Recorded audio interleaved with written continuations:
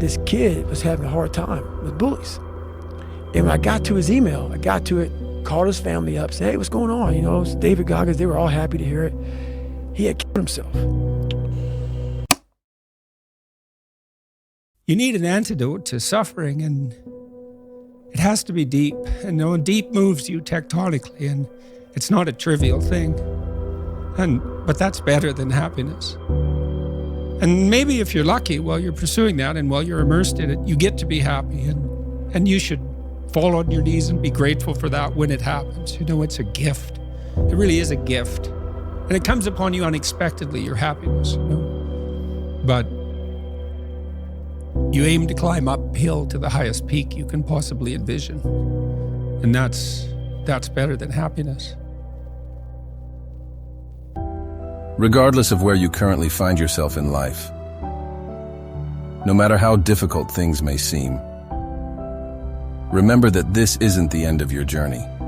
Your story is still unfolding, and this is not the final chapter.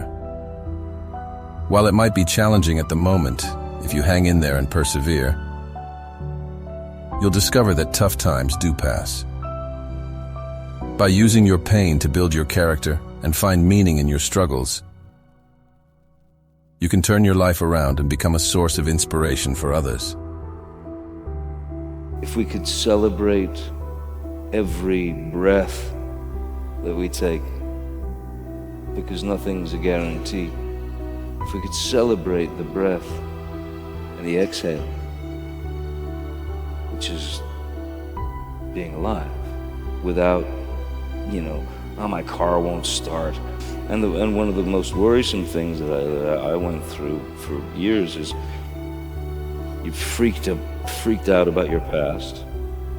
You're worried, you're scared to death of the future, and that's all you're thinking about. But the now doesn't exist, and I think that's a grave mistake that we make.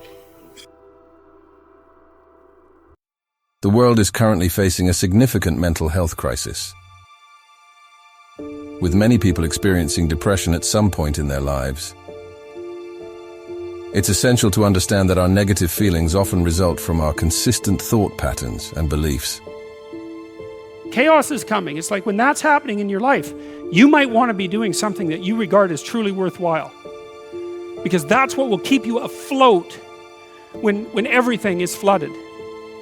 And you don't want to wait until the flood comes to start doing that, because if your ark's half built and you don't know how to captain it, the probability is very high that you'll drown.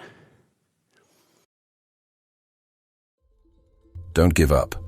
You are deserving, and you have the potential to experience the greatness that life has to offer. By being a positive force for others, you can inspire them to believe that they can achieve their goals as well.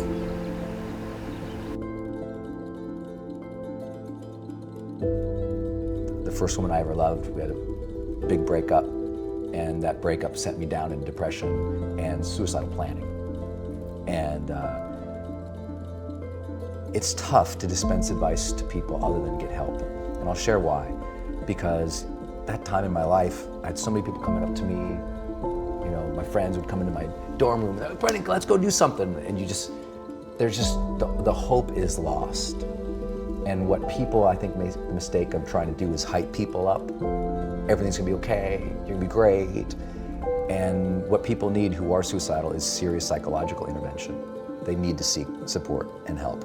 And outside of that, when they do get that support, the first thing a great therapist is going to do, outside of the emotional reflection work of why are you here and what has caused this sort of pattern for you, they're going to get you starting to get some momentum. The most important thing is when you are super down, outside of finding that emotional reasoning for where you are, is to start getting momentum. Because with momentum comes hope. With momentum comes motivation. With momentum comes, that feeling that there's a reason for tomorrow.